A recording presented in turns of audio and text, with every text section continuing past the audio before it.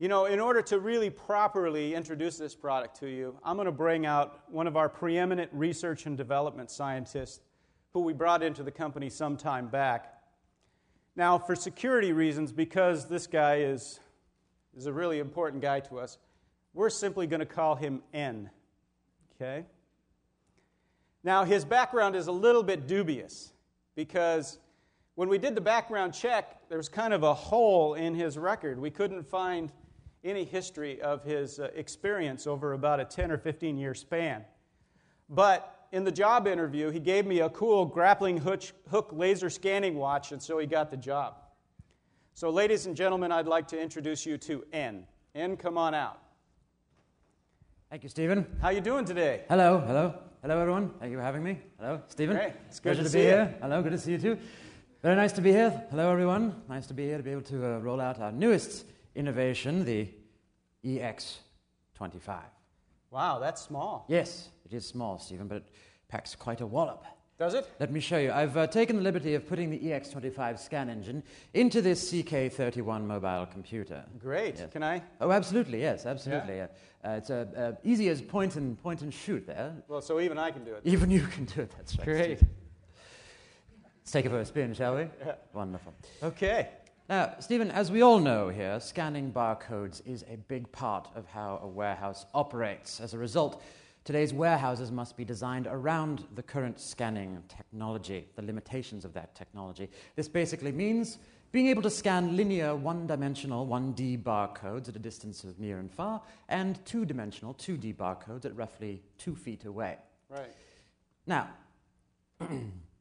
if your scanning device is too far away from the object, or if you've got variable lighting conditions in your warehouse, or if your object is not perfectly vertical north-south, you're obviously not going to get the scan.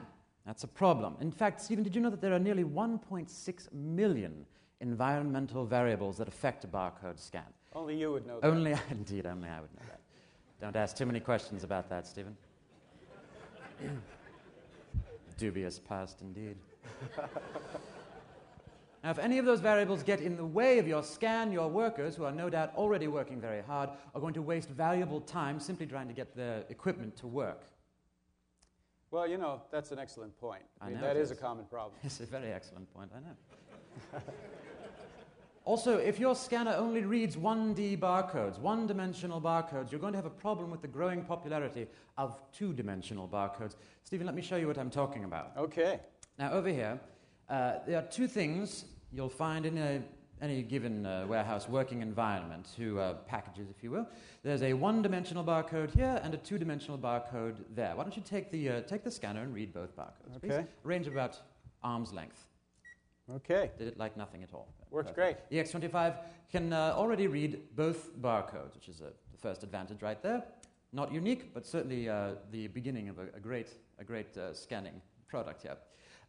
This is very important also since so much more information can be stored on two-dimensional 2D barcodes. Case in point, we've got this lovely gigantic 1D barcode here, very good looking, Right. safety yellow, not very practical in terms of size. Now the exact same information that's stored on this 1D barcode is stored on that 2D barcode over there on the top box. So the same information, fraction of the space. So you see the advantage there, Right. Stephen. Fantastic. Yes.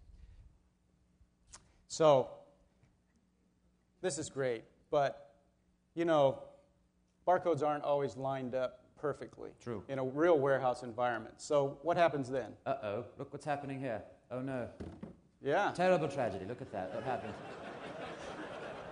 Oh dear, looks like we all need to go home Right. now. Now I'll have to... Party's over. Sorry, your box is tipped over. This never happens in a working environment, doesn't it? Right, never does. Now, good question, though. You had a good question. Let's see why they made you president of this company. Yeah. Now, with a typical laser scanner, you will have a problem, a very big problem, as I've put it now, since you can no longer read the barcode. It doesn't read north-south.